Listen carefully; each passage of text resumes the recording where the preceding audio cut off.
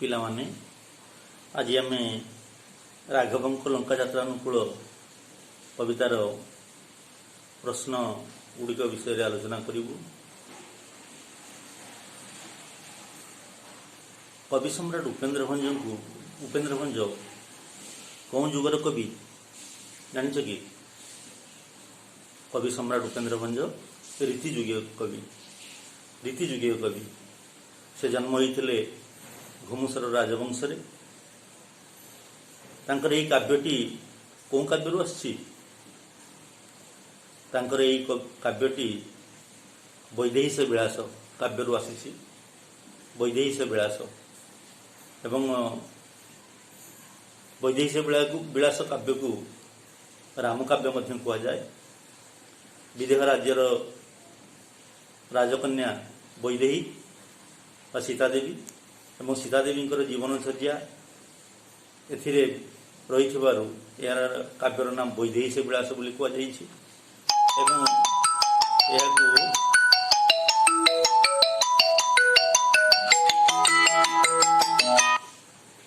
रामकाव्य मध्य कह जाए।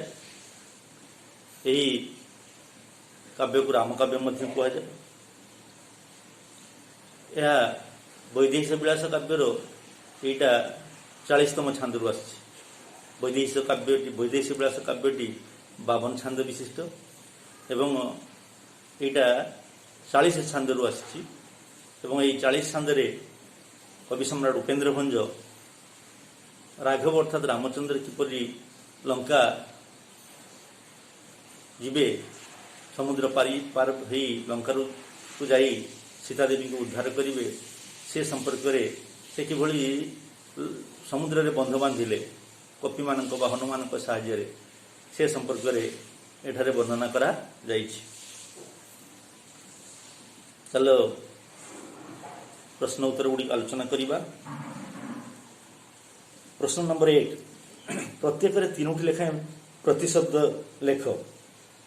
प्रत्येक 3टी लेखाएं प्रतिशब्द लेख। सिंधु सिंधुर 3टी प्रतिशब्द कौन? पारावार, रत्नाकर, जलधि, सागर, सिंधु इत्यादि। सेमिति पर्वत पर्वतर 3टी प्रतिशब्द कौन? अचल, गिरी, भूधर इत्यादि। सेमिति आकाशर 3टी प्रतिशब्द आकाश आकाशर प्रतिशब्द कौन? आकाश है गगन, आकाश है खो, आकाशर अन्य नाम विहायस इत्यादि। निम्नलिखित शब्द मानक मध्यरु गद्य रूप लेख। प्रापति प्रापतिर गद्य रूप प्राप्ति। प्रापतिर गद्य रूप प्राप्ति। जनमी जनमीर गद्य रूप कौन हम? जन्मी। सेमिति दैव दैवर गद्य रूप दैव दैव। 3 नंबर निम्नलिखित शब्द गुड़िकर विपरीतार्थ बोधक शब्द लेख। आशा आशार विपरीतार्थ बोधक शब्द कौन? आशा, निराशा। निश्वास निश्वासर विपरीत बोधक शब्द निश्वास, प्रश्वास। सेमिति प्रसन्न प्रसन्न प्रसन्नर विपरीत शब्द कौन? विसर्ण। प्रसन्नर विपरीत शब्द है विसर्ण। सेमिति ज्येष्ठ ज्येष्ठर विपरीत शब्द ज्येष्ठ, कनिष्ठ ज्येष्ठ, कनिष्ठ। आउ जन्म जन्मर विपरीत शब्द कौन? मृत्यु। पुण्य पुण्यर विपरीत शब्द पाप। पुण्यर विपरीत शब्द है पाप। सेमिति विरस विरस विपरीत शब्द हरस। विरस, हरस।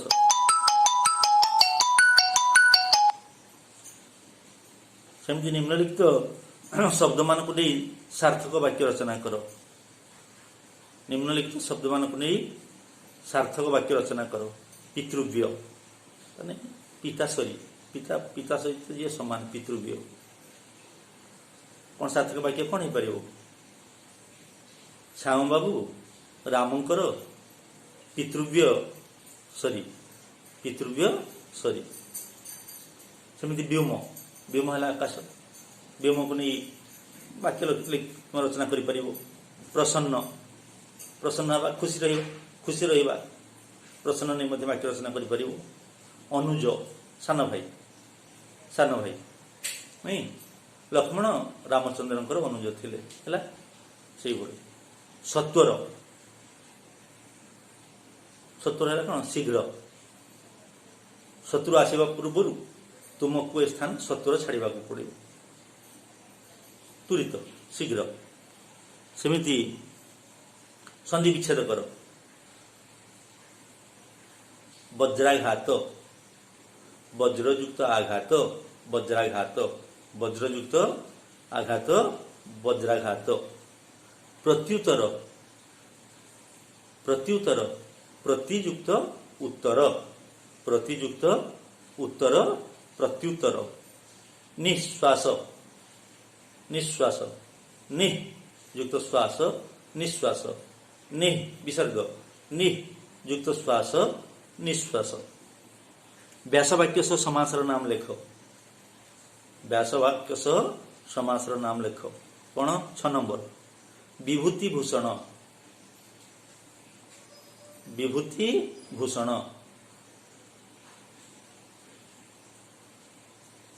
ବିଭୂତିରେ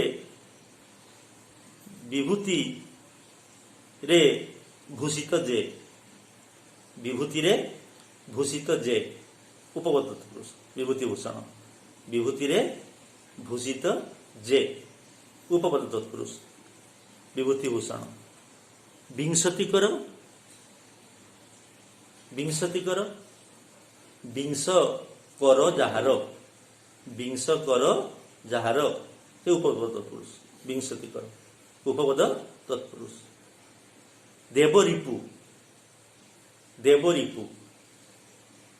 କହିଲେ ଦେବତାଙ୍କ ରିପୁ ହେଲା ଶତ୍ରୁ। ଦେବତାଙ୍କ ଦେବରିପୁ ଷଷ୍ଠୀ ତତ୍ପୁରୁଷ। ସେମିତି ହୀନ ପରାକ୍ରମ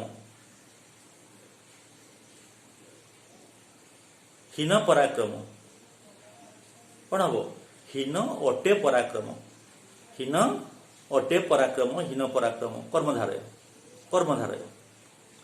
ସେମିତି କେଁ ଭଳି ଆଉ 5ଟି ଧନାତ୍ମକ ଶବ୍ଦ ଲେଖ।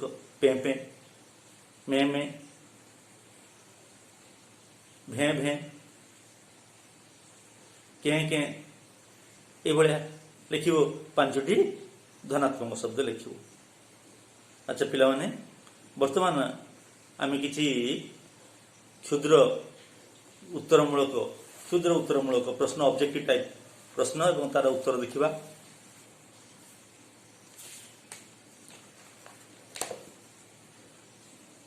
ବୁଦବୁଦ ନଦୀ ସେ ଜଳ ଫି ଫି ଡ୍ୟାସ୍ କରିଯେ। ବୁଦବୁଦ ନଦୀ ସେ ଜଳ ଫି ଫି ଡ୍ୟାସ୍ କରିଯେ। ଫି ଫି କୃତ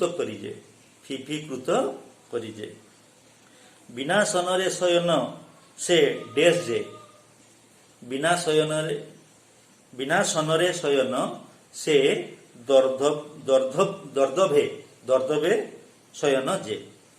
ବିନା ସନରେ ଶୟନ ସେ ଦର୍ଦଭେ ଶୟନ ଯେ। ଦର୍ଦଭ ହେଲା କୁଶଶଯ୍ୟା। ଦର୍ଦଭେ ଶୟନ ଯେ। ବିଭୀଷଣ କହ ଜ୍ୟେଷ୍ଠ ଭ୍ରାତା ଡ୍ୟାସ୍ ସରି। ବିଭୀଷଣ କହ ଜ୍ୟେଷ୍ଠ ଭ୍ରାତା ପିତାସରି। ସେମିତି ବଡ଼ କୂଳେ ଜନମୀ ଡ୍ୟାସ୍ କି କାରଣ ଯେ। ବଡ଼ କୂଳେ ଜନମୀ କ'ଣ ହବ? ଶରଣ କି କାରଣ ଯେ। ବୋଲ ଅଙ୍ଗଦକୁ ପିତା ଡ୍ୟାସ୍ ଭକ୍ତିପୂର୍ଣ୍ଣ। ବୋଲ ଅଙ୍ଗଦକୁ ପିତା ଡ୍ୟାସ୍ ଭକ୍ତିପୂର୍ଣ୍ଣ।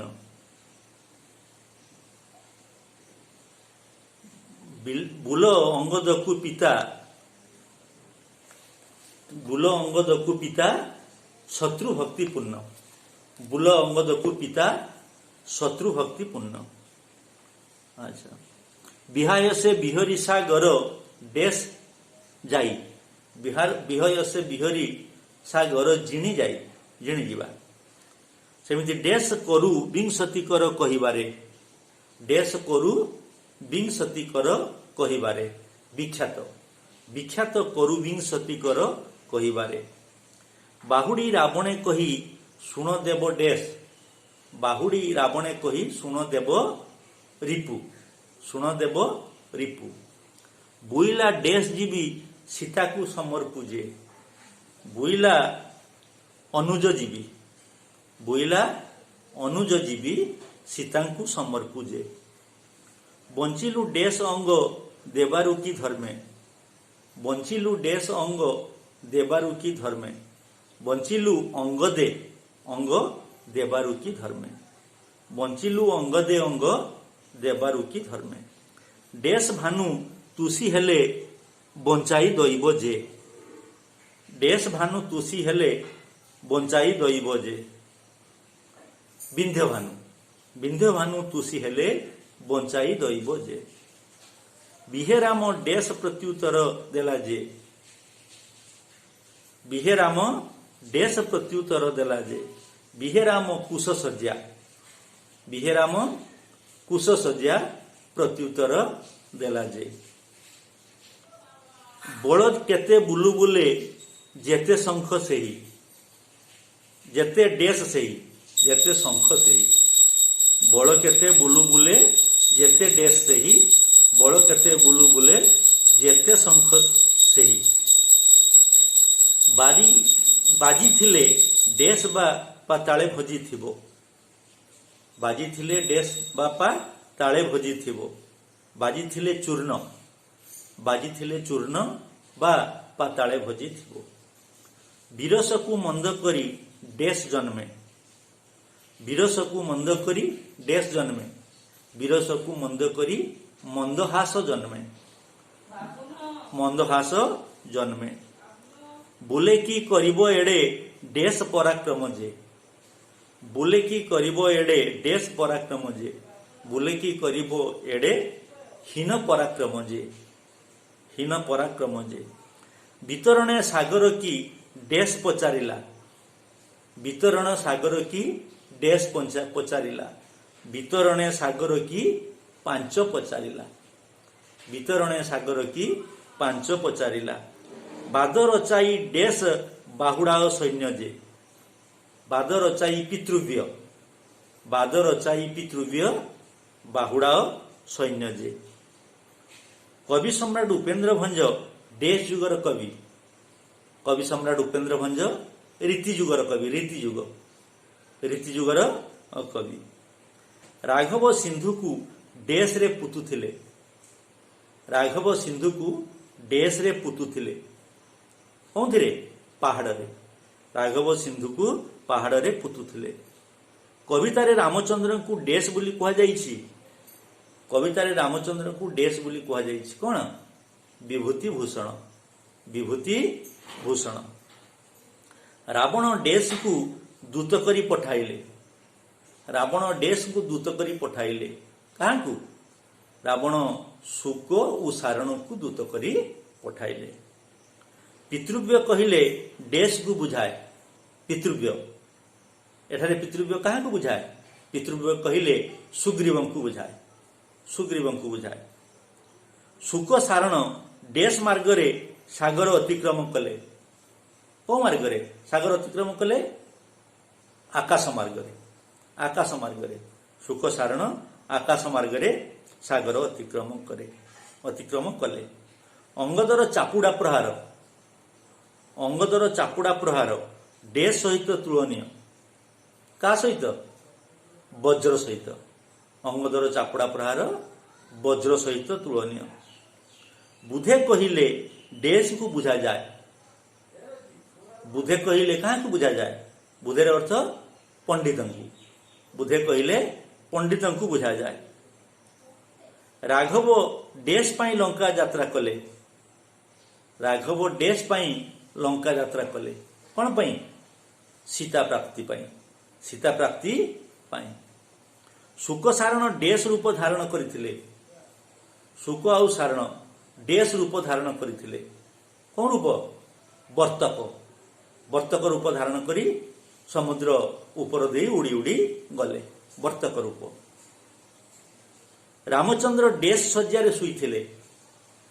ରାମଚନ୍ଦ୍ର ଡେସ୍ ଶଯ୍ୟାରେ ଶୋଇଥିଲେ। କୋଷ ଶଯ୍ୟା। ରାମଚନ୍ଦ୍ର କୋଷ ଶଯ୍ୟାରେ ଶୋଇଥିଲେ। ଅଙ୍ଗଦର ଶକ୍ତ ପ୍ରହାରରେ ଡେସ୍ ପର୍ବତ ଚୂର୍ଣ୍ଣ ହେବା କଥା କୁହାଯାଇଛି। ଅଙ୍ଗଦର ଶକ୍ତ ପ୍ରହାରରେ ଡେସ୍ ପର୍ବତ ଚୂର୍ଣ୍ଣ ହେବା କଥା କୁହାଯାଇଛି। କେଉଁ ପର୍ବତ? ବିନ୍ଧ୍ୟ ପର୍ବତ। ଅଙ୍ଗଦର ଶକ୍ତ ପ୍ରହାରରେ ବିନ୍ଧ୍ୟ ପର୍ବତ ଚୂର୍ଣ୍ଣ ହୋଇଯାଇଥାନ୍ତା ବୋଲି କୁହାଯାଇଛି। ଡେସ୍ ଦୂତଦ୍ୱୟଙ୍କୁ ଚାପୁଡ଼ା ମାରିଲେ। କିଏ? ଶୁକ ଆଉ ସାରଣକୁ କିଏ ଚାପୁଡ଼ା ମାରିଲା? ଡେସ୍ ଦୂତଦ୍ୱୟଙ୍କୁ ଚାପୁଡ଼ା ମାରିଲେ। କିଏ? ଅଙ୍ଗଦ। ଅଙ୍ଗଦ ଚାପୁଡ଼ା ମାରିଲେ। ରାମଚନ୍ଦ୍ର ଡେସ୍କୁ ବଧ କରିଥିଲେ। ରାମଚନ୍ଦ୍ର କାହାକୁ ବଧ କରିଥିଲେ?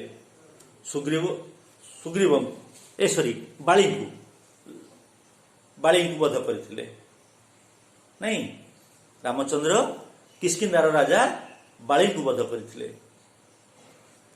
ଅଙ୍ଗଦ ଏ ଡେସ୍ ଓ ଡେସ୍ ମଧ୍ୟରେ ବିବାଦ ରଚାଇବା ପାଇଁ ରାବଣ ଶୁକ ସାରଣକୁ ପଠାଇଥିଲେ।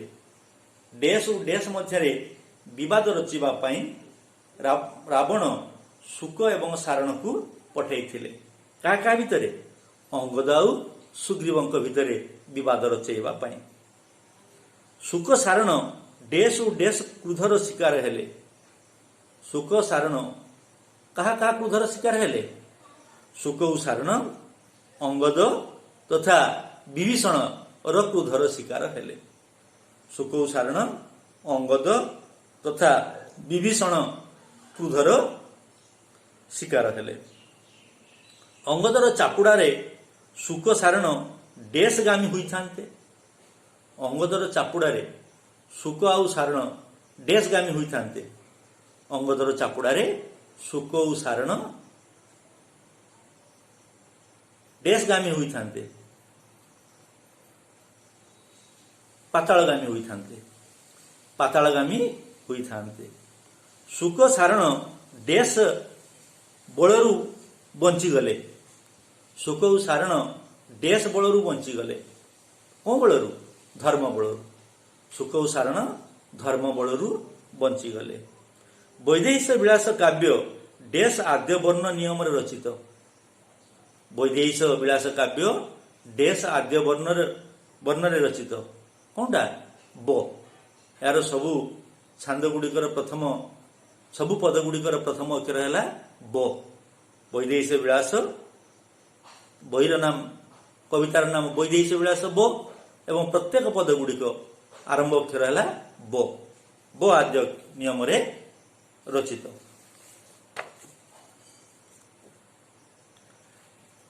ପିଲାମାନେ, ତମେ ଏଥିରୁ କରିବ ଯେଉଁ ତୁମର ଦିଆଯାଇଛି